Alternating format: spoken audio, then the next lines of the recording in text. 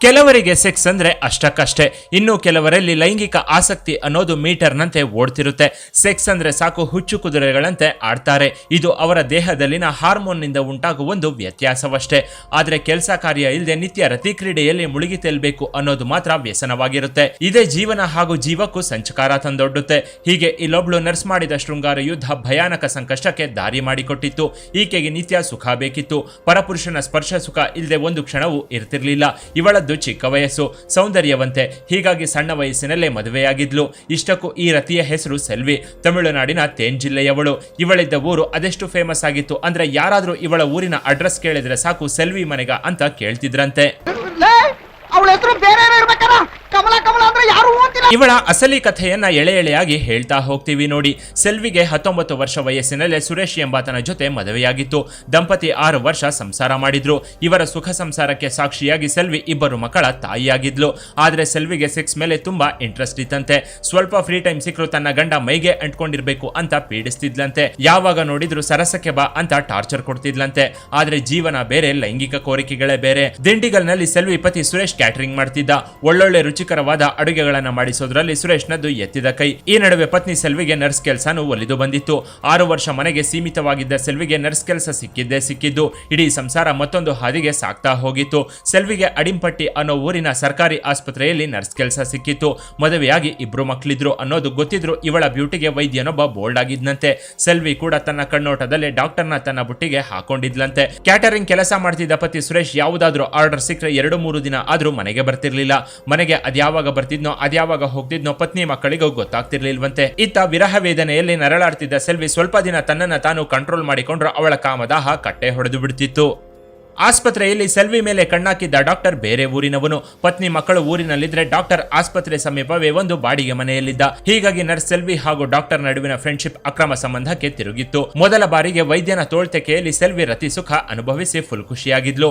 ಪತಿ ಜೊತೆಗೆ ಕಳೆದ ಕ್ಷಣಕ್ಕಿಂತ ವೈದ್ಯನ ಜೊತೆ ಕಳೆದ ಮಧುರ ಕ್ಷಣಗಳು ಅವಳಿಗೆ ಹೆಚ್ಚು ಖುಷಿ ಕೊಟ್ಟಿತ್ತು. ಹೀಗಾಗಿ ತನ್ನ ಮಕ್ಕಳನ್ನ ತವರು ಮನೆಯಲ್ಲೇ ಬಿಟ್ಟು ವೈದ್ಯನ ಜೊತೆ ಫುಲ್ ಟೈಮ್ ಡ್ಯೂಟಿ ಮಾಡೋಕೆ ಶುರು ಮಾಡ್ಕೊಂಡಿದ್ಲು ಸೆಲ್ವಿ. ಆಸ್ಪತ್ರೆಯಲ್ಲಿ ಡಾಕ್ಟರ್ ಜೊತೆ ಸೆಲ್ವಿ ಶೃಂಗಾರ ಯುದ್ಧದಲ್ಲಿ ಮುಳುಗಿ ತೇಲ್ತಿದ್ಲು. ಗಂಡ ಕೆಲಸಕ್ಕೆ ಹೋದ್ರೆ ಸಾಕು ನೈಟ್ ಡ್ಯೂಟಿ ನೆಪದಲ್ಲಿ ಡಾಕ್ಟರ್ ರೂಮ್ ಸೇರ್ಕೊಂಡ್ ಬಿಡ್ತಿದ್ಲು. ಹೀಗೆ ಕೆಲ ದಿನಗಳು ಉರುಳ್ತಿದ್ದಂತೆ ವೈದ್ಯನ ಪತ್ನಿ ಮಕ್ಕಳು ಡಾಕ್ಟರ್ ಮನೆಗೆ ಬಂದಿದ್ರು. ಬಳಿಕ ಡಾಕ್ಟರ್ ನರ್ಸ್ ಸೆಲ್ವಿಯಿಂದ ಡಿಸ್ಟೆನ್ಸ್ ಮೇಂಟೈನ್ ಮಾಡಿದ್ದ. ಹಾಗಂತ ಸೆಲ್ವಿ ನೀನೇ ಬೇಕು ಅಂತ ಅವನ ಬೆನ್ನು ಬಿದ್ದಿರ್ಲಿಲ್ಲ. ಡಾಕ್ಟರ್ ಸೈಡ್ ಲೈನ್ ಆಗ್ತಿದ್ದಂತೆ ಆಸ್ಪತ್ರೆಯ ಸೂಪರಿಂಟೆಂಡೆಂಟ್ ಒಬ್ಬ ಸೆಲ್ವಿಯ ಮೇನ್ ಲೈನ್ ಗೆ ಬಂದಿದ್ದ. ಅವನು ತನ್ನ ಕೆಲಸದಲ್ಲಿ ಬಿಸಿ ಆದ್ಮೇಲೆ ಸೆಲ್ವಿ ತನ್ನ ಮನೆ ಪಕ್ಕದಲ್ಲೇ ಇದ್ದ ಡಿಗ್ರಿ ಸ್ಟೂಡೆಂಟ್ ಒಬ್ಬನನ್ನ ಮರಳು ಮಾಡಿ ಬುಟ್ಟಿಗೆ ಹಾಕೊಂಡಿದ್ಲು. ಮನೆಯಲ್ಲಿ ಯಾರು ಇಲ್ಲದಿದ್ದಾಗ ಯುವಕನಿಗೆ ಫೋನ್ ಮಾಡಿ ಮನೆಗೆ ಕರೆಸಿಕೊಳ್ತಿದ್ದ ಸೆಲ್ವಿ ಬಿಸಿ ರಕ್ತದ ಯುವಕನ ಜೊತೆ ಬೆತ್ತಲಾಗಿ ಬಿಡ್ತಿದ್ಲು. ಸೆಲ್ವಿ ಕೊಡ್ತಿದ್ದ ಸುಖಕ್ಕೆ ದಾಸನಾಗಿ ಹೋಗಿದ್ದ ಆ ಹುಡುಗ ತನ್ನ ಭವಿಷ್ಯದ ಬಗ್ಗೆ ಯೋಚನೆ ಮಾಡದೆ ಸೆಲ್ವಿ ಜೊತೆನೆ ಇರ್ತಿದ್ನಂತೆ. ಅದೆಷ್ಟರ ಮಟ್ಟಿಗೆ ಅಂದ್ರೆ ಆ ಯುವಕ ಸೆಲ್ವಿ ಮನೆಯಲ್ಲಿ ಕೆಲಸದಾಳಾಗಿದ್ನಂತೆ. ಬಟ್ಟೆ ಒಗೆಯೋದು, ಪಾತ್ರೆ ತೊಳೆಯೋದು, ಸೆಲ್ವಿಗೆ ಬಾಡಿ ಮಸಾಜ್ ನಿಂದ ಹಿಡಿದು ಅವಳ ಎಲ್ಲಾ ಕೆಲಸಗಳನ್ನು ಮಾಡ್ತಿದ್ನಂತೆ. ಈ ವಿಷಯ ಯುವಕನ ಪೋಷಕರಿಗೆ ಗೊತ್ತಾಗಿ ದೊಡ್ಡ ರಂಪಾಟವೇ ನಡೆದು ಹೋಗಿತ್ತು. ಸರ್ಕಾರದ ಯೋಜನೆಯಂತೆ ಸೆಲ್ವಿ ಕೆಲಸ ಮಾಡ್ತಿದ್ದ ಆಸ್ಪತ್ರೆಯ ಕೆಲ ಸಿಬ್ಬಂದಿಯನ್ನ ಒಂದು ಕ್ಯಾಂಪ್ಗೆ ಕಳಿಸಿತ್ತು. ಆ ಕ್ಯಾಂಪ್ಗೆ ಸೆಲ್ವಿನೇ ಹೆಡ್ ಆಗಿದ್ಲು. ವಿಷಯ ಏನಂದ್ರೆ ಸಿಎಂ ಜೊತೆ ಹೋಗಿದ್ದ ಅಧಿಕಾರಿಗಳ ಕ್ಯಾಂಪ್ನಲ್ಲೇ ಸೆಲ್ವಿಯೂ ಇದ್ಲು. ಗೆಸ್ಟ್ ಹೌಸ್ ಒಂದರಲ್ಲಿ ಎಲ್ರಿಗೂ ರೂಮ್ ಬುಕ್ ಆಗಿತ್ತು. ಅಲ್ಲಿ ಸೆಲ್ವಿ ಸೆಕ್ಸಿಯಾಗಿ ಸೊಂಟ ಕಾಣೋ ರೇಂಜ್ಗೆ ಸೀರೆ ಇಟ್ಟು ಸುಖ ಕೊಡೋಕೆ ಯಾರಾದ್ರೂ ಸಿಗ್ತಾರಾ ಅಂತ ನೋಡ್ತಿದ್ಲು. ಆಗ್ಲೇ ಗೆಸ್ಟ್ ಹೌಸ್ ನಲ್ಲಿದ್ದ ಇನ್ಸ್ಪೆಕ್ಟರ್ ಒಬ್ಬನ ಜೊತೆ ಮಂಚವೇರಿ ಮಜಾ ಮಾಡಿದ್ಲು. ಸ್ವಲ್ಪ ಗ್ಯಾಪ್ ಸಿಕ್ಕರು ಸಾಕು ಸೆಲ್ವಿ ಯಾರಾದ್ರೂ ಒಬ್ಬರ ಜೊತೆ ಬೆತ್ತಲಾಗದೆ ಇರ್ತಿರ್ಲಿಲ್ಲ. ಈ ವಿಷಯದ ಬಗ್ಗೆ ಆಸ್ಪತ್ರೆಯಲ್ಲೂ ಗುಸುಗುಸು ಶುರುವಾಗಿತ್ತು. ಈ ನಡುವೆ ಇನ್ನೊಬ್ಬ ನರ್ಸ್ ಪತಿ ಜೊತೆ ಸೆಲ್ವಿ ರೂಮ್ ನಲ್ಲಿ ಇರೋದನ್ನ ನೋಡಿದ್ದ ಆಕೆ ಸೆಲ್ವಿ ಗಂಡನಿಗೆ ಫೋನ್ ಮಾಡಿ ಎಲ್ಲಾ ಗುಟ್ಟನ್ನ ರಟ್ಟು ಮಾಡಿದ್ಲಂತೆ. ಆ ಬಳಿಕ ಗಂಡ ಹೆಂಡತಿ ನಡುವೆ ಅಕ್ರಮ ಸಂಬಂಧದ ವಿಷಯಕ್ಕೆ ದೊಡ್ಡ ಗಲಾಟೆಯೇ ನಡೆದು ಹೋಗಿತ್ತು. ಆದ್ರೂ ಸೆಲ್ವಿಯನ್ನ ಬಿಟ್ಟಿರಲಾರದ ಪತಿ ಮಹಾಶಯ ಅವಳ ಜೊತೆ 17 ವರ್ಷ ಸಂಸಾರ ಮಾಡಿದ್ದ. ಸೆಲ್ವಿಗೆ ವಯಸ್ಸಾಗ್ತಿದ್ರು ಅವಳಲ್ಲಿನ ಕಾಮದ ಬಯಕೆ ಮಾತ್ರ ಕಡಿಮೆಯಾಗಿರ್ಲಿಲ್ಲ. ಮಕ್ಕಳು ಎದೆ ಎತ್ತರಕ್ಕೆ ಬೆಳೆದು ದೊಡ್ಡವರಾದ್ರೂ ಸೆಲ್ವಿ ಮಾತ್ರ ತನ್ನ ಬುದ್ಧಿ ಬದಲಿಸಿಕೊಂಡಿರ್ಲಿಲ್ಲ. ಇನ್ನೇನು ಮಾಡೋದು, ಇವಳ ಕಥೆ ಇಷ್ಟೇ ಅಂತ ಪತಿ ಸುರೇಶ್ ಮಕ್ಕಳಿಗೆ ಎಲ್ಲ ವಿಷಯ ಹೇಳಿ ಸೆಲ್ವಿಗೆ ಗುಡ್ ಬೈ ಹೇಳಿದ್ದ. ಬಳಿಕ ಸೆಲ್ವಿ ಮಕ್ಕಳನ್ನ ತನ್ನ ತಾಯಿ ಹತ್ರ ಬಿಟ್ಟು ತನ್ನ ಲೈಫ್ ನ ಸೆಟಲ್ ಮಾಡ್ಕೊಳ್ಳೋದ್ರ ಕಡೆ ಗಮನ ಹರಿಸಿದ್ಲು. ಇಲ್ಲಿಯವರೆಗೂ ನಡೆದಿದ್ದು ಫಸ್ಟ್ ಹಾಫ್ ಆದ್ರೆ ಈಗ ಶುರುವಾಗೋದೆ ಸೆಕೆಂಡ್ ಹಾಫ್. ಇಲ್ಲಿವರೆಗೂ ಸಿಕ್ಕವರಿಗೆ ಫ್ರೀಯಾಗಿ ಸುಖ ಕೊಟ್ಟು ತಾನು ಸುಖ ಅನುಭವಿಸುತ್ತಿದ್ದ ಸೆಲ್ವಿ ಇಲ್ಲಿಂದ ವರಸೆ ಬದಲಿಸಿದ್ಲು. ಸುಂಕ ಕಟ್ಟಿದ್ರೆ ಮಾತ್ರ ಸುಖ ಕೊಡ್ತೀನಿ ಅಂತ ಸೆಲ್ವಿ ಅವಳ ಕಾಮಕ್ಕೆ ಟೋಲ್ ಗೇಟ್ ಹಾಕಿದ್ಲು. ಇನ್ನು ಅವಳ ಫಿಗರ್ಗೆ ದಾಸರಾಗಿದ್ದ ಕೆಲವರಂತೂ ಟೋಲ್ ಕಟ್ಟಿನೇ ಅವಳ ಕವಲು ಹೆದ್ದಾರಿಯಲ್ಲಿ ಓಡಾಡೋಕೆ ಶುರು ಮಾಡಿದ್ರು. ಹೀಗೆ ತನ್ನ ಬಳಿ ಬರೋರ ಹತ್ರ 10-20 ಸಾವಿರ ಅಂತ ಶುರು ಮಾಡಿ ಲಕ್ಷ ವಸೂಲಿ ಮಾಡೋಕೆ ಸೆಲ್ವಿ ಶುರು ಮಾಡಿದ್ಲು. ನೋಡ್ತಿದ್ದಂತೆ ಅದೇ ದುಡ್ಡಲ್ಲಿ ಸ್ವಂತ ಮನೆ ಕೂಡ ಖರೀದಿಸಿದ್ಲು. ಫಸ್ಟ್ ಫ್ಲೋರ್ ನಲ್ಲಿ ತನ್ನ ಬೆಡ್ರೂಮ್ ನ ವಿಶೇಷವಾಗಿ ಆಲ್ಟ್ರೇಷನ್ ಮಾಡಿಸಿಕೊಂಡಿದ್ಲು. ಶ್ರೀಮಂತ ವೈದ್ಯನೊಬ್ಬ ವಿದೇಶದಿಂದ ಸ್ಪೆಷಲ್ ಆಗಿ ಹಾಸಿಗೆಯನ್ನ ಗಿಫ್ಟ್ ಅಂತ ತಂದು ಕೊಟ್ಟಿದ್ದಂತೆ. ಅದೇ ಹಾಸಿಗೆ ಮೇಲೆ ಸೆಲ್ವಿ ಬಿಸ್ನೆಸ್ ಶುರು ಮಾಡಿದ್ಲು. ತನ್ನನ್ನ ಕೆಟ್ಟ ದೃಷ್ಟಿಯಿಂದ ನೋಡುವ ಪ್ರತಿಯೊಬ್ಬರನ್ನು ಸೆಲ್ವಿ ತನ್ನ ರೂಮ್ಗೆ ಕರೆಸಿಕೊಂಡು ಕೆಡವಿಕೊಳ್ತಿದ್ಲು. ಈ ಸ್ಟೋರಿ ಕೇಳಿ ಹೆಂಗಸೊಬ್ಬಳು ವೇಶ್ಯೆಯಾದ್ಲು ಅಂತ ಅನ್ಕೊಂಡ್ರೆ ನಿಮ್ಮ ಊಹೆ ನಿಜಕ್ಕೂ ತಪ್ಪು. ಯಾಕಂದ್ರೆ ಇಲ್ಲಿಂದ ಸೆಲ್ವಿಯ ಮತ್ತೊಂದು ಪ್ರಳಯಾಂತಕ ರೂಪದ ಮುಖ ಅನಾವರಣ ಮಾಡ್ತೀವಿ ನೋಡಿ. ಪತಿಯಿಂದ ದೂರವಾದ ಸೆಲ್ವಿ ಕೇವಲ 7-8 ತಿಂಗಳಲ್ಲಿ 2 ಅಂತಸ್ತಿನ ಮನೆಯ ಒಡತಿಯಾಗಿದ್ಲು. ಐಷಾರಾಮಿ ಜೀವನ. ಮನೆಯಲ್ಲಿ ವೆರೈಟಿ ಮದ್ಯದ ಬಾಟಲ್ಗಳು. ಬಂದು ಹೋಗೋರಿಗೆ ಐಷಾರಾಮಿ ಹೋಟೆಲ್ನಿಂದ biryani, chicken fry, mutton fry ಅಂತ ತರಹೇವಾರಿ ನಾನ್ ವೆಜ್ ಐಟಮ್ಗಳು ಬರ್ತಿದ್ವಂತೆ. ಹೀಗೆ 150ಕ್ಕೂ ಹೆಚ್ಚು ಮಂದಿ ಸೆಲ್ವಿಗೆ ರೆಗ್ಯುಲರ್ ಕಸ್ಟಮರ್ಸ್ ಇದ್ರಂತೆ. ಹೀಗೆ ಬಂದು ಹೋಗೋರಿಗೋಸ್ಕರ ಸೆಲ್ವಿ ತರಹೇವಾರಿ ಕಾಂಡೋಮ್ಗಳನ್ನು ತರಿಸಿ ಇಟ್ಕೊಂಡಿದ್ಲಂತೆ. ಕೆಲವರಂತೂ ವಿದೇಶಿ ಬ್ರ್ಯಾಂಡ್ ನ ಕಾಂಡೋಮ್ಗಳನ್ನ ಬಾಕ್ಸ್ ಗಟ್ಟಲೆ ತಂದು ಸೆಲ್ವಿಗೆ ಗಿಫ್ಟ್ ಅಂತ ಕೊಟ್ಟು ಹೋಗ್ತಿದ್ರಂತೆ. ಇಷ್ಟೆಲ್ಲ ಬಿಂದಾಸ್ ಲೈಫ್ ಇದ್ರು ಸೆಲ್ವಿ ನರ್ಸ್ ಕೆಲಸ ಮಾತ್ರ ಬಿಟ್ಟಿರ್ಲಿಲ್ಲ. ಒಂದೇ ಒಂದು ರಾತ್ರಿಯನ್ನು ಒಬ್ಬಂಟಿಯಾಗಿ ಕಳೆದಿರಲಿಲ್ಲ. ಸೆಲ್ವಿ 40ರಿಂದ 45 ವರ್ಷ ಮೇಲ್ಪಟ್ಟ ವೈದ್ಯರು, ಪೊಲೀಸರು, ಶ್ರೀಮಂತ ವೃದ್ಧರಿಗೆ ಗಾಳ ಹಾಕೋದಕ್ಕೆ ಶುರು ಮಾಡಿದ್ಲು. ನನಗೆ ಕಷ್ಟ ಇದೆ, ಹಣದ ತೊಂದರೆ ಇದೆ ಅಂತ ಹೇಳಿ ಲಕ್ಷ ಹಣ ವಸೂಲಿ ಮಾಡೋಕೆ ಸೆಲ್ವಿ ಶುರು ಮಾಡಿದ್ಲು.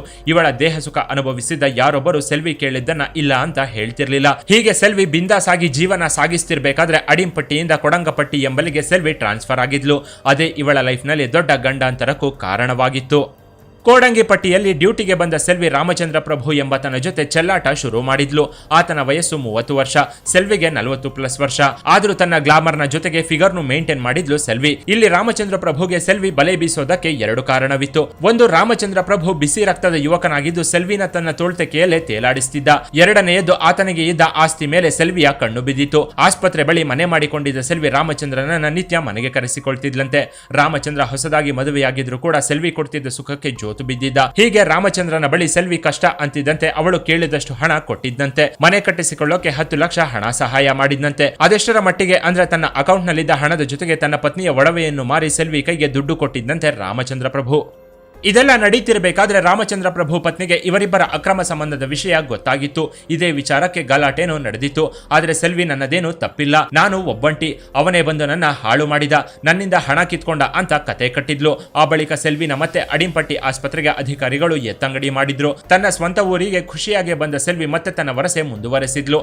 ಇಷ್ಟೆಲ್ಲ ಆದ್ಮೇಲೆ ರಾಮಚಂದ್ರ ಪ್ರಭುಗೆ ಆಗ ಜ್ಞಾನೋದಯವಾಗಿತ್ತು. ಸೆಲ್ವಿಯ ಅಸಲಿ ವಿಷಯ ಗೊತ್ತಾಗಿ ನಾನು ತಪ್ಪು ಮಾಡಿಬಿಟ್ಟೆ, ನಾನು ನಿನಗೆ ಕೊಟ್ಟಿರೋ ಹಣ ಒಡವೆ ಎಲ್ಲ ವಾಪಸ್ ಕೊಡು ಅಂತ ಸೆಲ್ವಿಯ ಹತ್ರ ಗಲಾಟೆ ಮಾಡಿದ್ದ. ಹಣ ವಾಪಸ್ ಕೊಡು ಅಂತ ಸೆಲ್ವಿನ ಪೀಡಿಸೋಕೆ ಶುರು ಮಾಡಿದ್ದ.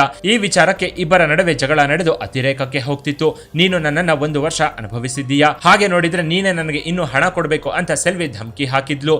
ಇದರಿಂದ ಬೇಸತ್ತ ರಾಮಚಂದ್ರ ಪ್ರಭು ಸೆಲ್ವಿಗೆ ಮುಹೂರ್ತವಿಟ್ಟಿದ್ದ. 2021 ನವೆಂಬರ್ 24ರಂದು ರಾಮಚಂದ್ರ ಪ್ರಭು ಸೆಲ್ವಿ ಮನೆಗೆ ಬಂದಿದ್ದ. ಅವತ್ತು ಸೆಲ್ವಿ ಮನೆಯಲ್ಲೇ ಇದ್ಲು ಅಂತ ಅಂದಾಜಿನಲ್ಲೇ ಆತ ಮನೆಗೆ ಬಂದಿದ್ದ. ಆದ್ರೆ ನರ್ಸಮ್ಮ ಬೇರೊಬ್ಬನ ಜೊತೆ ಬೆತ್ತಲೆಯಾಗಿ ಮಲಗಿದ್ಲು. ಬಂದೋನು ಬಂದಂತೆ ನನ್ನ ಹಣ ವಾಪಸ್ ಕೊಡು ಅಂತ ಗಲಾಟೆ ಮಾಡಿದ್ದ. ಇದನ್ನ ನೋಡಿದ ಆ ಬಾಯ್ ಫ್ರೆಂಡ್ ಅಲ್ಲಿಂದ ಜಾಗ ಖಾಲಿ ಮಾಡಿದ್ದ. ಇತ್ತ ಸೆಲ್ವಿ ಕೋಪದಲ್ಲಿ ಯಾವ ಹಣ, ನಿನಗೆ ನಾನು ಕೊಟ್ಟ ಸುಖಕ್ಕೆ ಸರಿ ಹೋಯ್ತು ಹೋಗು ಅಂತ ಆವಾಜ್ ಹಾಕಿದ್ಲಂತೆ. ಇದರಿಂದ ಕೆರಳಿದ ರಾಮಚಂದ್ರ ಪ್ರಭು ಸೆಲ್ವಿ ಕುತ್ತಿಗೆ ಹಿಡಿದು ತಲೆಯನ್ನ ಗೋಡೆಗೆ ಗುದ್ದಿದ್ದ. ಕೋಪದಲ್ಲಿ ತಾನೇನು ಮಾಡ್ತಿದ್ದೀನಿ ಅನ್ನೋ ಅರಿವಿಲ್ಲದೆ ಸೆಲ್ವಿ ಬುರುಡೆ ಬಿಚ್ಚಿದ್ದ. ನೆತ್ತರ ಮಡುವಿನಲ್ಲಿ ಬಿದ್ದು ಸೆಲ್ವಿ ಅಲ್ಲೇ ಉಸಿರು ಚೆಲ್ಲಿದ್ಲು. ಇತ್ತ ರಾಮಚಂದ್ರ ಪ್ರಭು ಮನೆಯಲ್ಲಿದ್ದ ಒಡವೆ, ಹಣ, ನರ್ಸ್ ಕೊರಳಿನಲ್ಲಿದ್ದ ಮಾಂಗಲ್ಯ ಸರ ಎತ್ಕೊಂಡು ಎಸ್ಕೇಪ್ ಆಗಿದ್ದ. ಅದೇ ದಿನ ಮಧ್ಯಾಹ್ನ ಸೆಲ್ವಿಯ ಮತ್ತೊಬ್ಬ ಬಾಯ್ ಫ್ರೆಂಡ್ ಮನೆಗೆ ಎಂಟ್ರಿ ಕೊಟ್ಟಿದ್ದ. ಸೆಲ್ವಿನ ಮಾತನಾಡಿಸಿಕೊಂಡು ಹೋಗೋಣ ಅಂತ ಬಂದವನು ಸೆಲ್ವಿ ಸತ್ತು ಬಿದ್ದಿರೋದು ನೋಡಿ ಹೌಹಾರಿದ್ದ. ಬಳಿಕ ಪೊಲೀಸರಿಗೆ ವಿಷಯವನ್ನ ತಿಳಿಸಿದ್ದ. ವಿಷಯ ಗೊತ್ತಾಗಿ ತನಿಖೆಗೆ ಇಳಿದ ಪೊಲೀಸರು ಸೆಲ್ವಿ ಮನೆಯಲ್ಲಿದ್ದ ಹಾಸಿಗೆ, ಮಂಚ, ಕಬೋರ್ಡ್ನಲ್ಲಿದ್ದ 500ಕ್ಕೂ ಹೆಚ್ಚು ವೆರೈಟಿ ಕಾಂಡೋಮ್ಗಳನ್ನು ನೋಡಿ ಶಾಕ್ ಆಗಿದ್ರು. ಬಳಿಕ ಪತಿ ಮೇಲೆ ಅನುಮಾನಗೊಂಡು ವಿಚಾರಣೆ ನಡೆಸಿದ್ರೆ ಆತ 3 ದಿನದಿಂದ ಕ್ಯಾಟರಿಂಗ್ ಕೆಲಸದಲ್ಲಿ ಬ್ಯುಸಿಯಾಗಿದ್ದ. ಇತ್ತ ಸೆಲ್ವಿ ಮೊಬೈಲ್ ಜಾಲಾಡಿದ್ರೆ 1000ಕ್ಕೂ ಹೆಚ್ಚು ಕಾಂಟ್ಯಾಕ್ಟ್ ನಂಬರ್ಸ್ ಇದ್ವಂತೆ. ಹೀಗೆ ಸೆಲ್ವಿಯನ್ನ ಕೊಂದವರು ಯಾರು ಅಂತ ತಲೆ ಕೆಡಿಸಿಕೊಂಡ ಪೊಲೀಸರು 500ಕ್ಕೂ ಹೆಚ್ಚು ಕಸ್ಟಮರ್ಸ್ ನ ತನಿಖೆ ಮಾಡಿದ್ರು. ಕೊನೆಗೆ ಸರ್ಕಸ್ ಮಾಡಿ ರಾಮಚಂದ್ರ ಪ್ರಭುನ ಪತ್ತೆ ಮಾಡಿ ಅವನ ಮನೆ ಬಾಗಿಲು ಬಡಿದಿದ್ರು. ಆದ್ರೆ ರಾಮಚಂದ್ರ ನನಗೇನು ಗೊತ್ತಿಲ್ಲ, ಸೆಲ್ವಿ ಜೊತೆ ನನಗೆ ಸಂಬಂಧ ಇದ್ದಿದ್ದು ನಿಜ, ಆದ್ರೆ ಕೊಲೆ ಮಾಡಲಿಲ್ಲ ಅಂತ ಹೇಳಿದ್ದ. ಆದ್ರೆ ರಾಮಚಂದ್ರನ ಹೆಂಡತಿ ಇವರಿಬ್ಬರ ನಡುವೆ ಇದ್ದ ಸಂಬಂಧ, ಬೇರೆ ಮಹಿಳೆಯ ಜೊತೆ ಪತಿ ಇಟ್ಕೊಂಡಿದ್ದ ಅಫೇರ್ ಬಗ್ಗೆ ಪೊಲೀಸರ ಮುಂದೆ ಹೇಳಿದ್ಲು. ಕೂಡಲೇ ಪೊಲೀಸರು ರಾಮಚಂದ್ರನನ್ನ ಒಳಗೆ ಹಾಕಿ ಟ್ರೀಟ್ಮೆಂಟ್ ಕೊಡ್ತಿದ್ದಂತೆ ನಿಜ ಬಾಯ್ಬಿಟ್ಟಿದ್ದ. ನಾನೇ ಸೆಲ್ವಿಯನ್ನ ಕೊಲೆ ಮಾಡಿದ್ದು ಅಂತ ನಿಜವನ್ನ ಒಪ್ಕೊಂಡಿದ್ದ. ಹೀಗೆ ಸೆಕ್ಸ್ ಅಂತ ಶೃಂಗಾರ ಯುದ್ಧದಲ್ಲಿ ಮುಳುಗಿ ತೇಲಿದವಳೊಬ್ಳು ದುರಂತವಾಗಿ ಅಂತ್ಯವಾಗಿದ್ಲು. ಮೊದಲಿಗೆ ಸುಖಕ್ಕೆ ಶುರುವಾದ ಇವಳ ಚಟ ನೋಡ್ತಿದ್ದಂತೆ ಸುಂಕ ಕೊಟ್ರೇನೆ ಸುಖ ಅನ್ನುವಷ್ಟರ ಮಟ್ಟಕ್ಕೆ ಹೋಗಿತ್ತು. ಕೊನೆಗೆ ಸೆಲ್ವಿ ಬದುಕು ದುರಂತವಾಗಿ ಅಂತ್ಯಗೊಳ್ತು. ಇನ್ನು ಈ ಸ್ಟೋರಿ ಬಗ್ಗೆ ನಿಮ್ಮ ಅಭಿಪ್ರಾಯವನ್ನ ಕಾಮೆಂಟ್ ಮಾಡಿ. ಇನ್ನಷ್ಟು ಇಂಟ್ರೆಸ್ಟಿಂಗ್ ವಿಡಿಯೋಗಳಿಗಾಗಿ ಚಾನೆಲ್ನ ವಿಸಿಟ್ ಮಾಡಿ.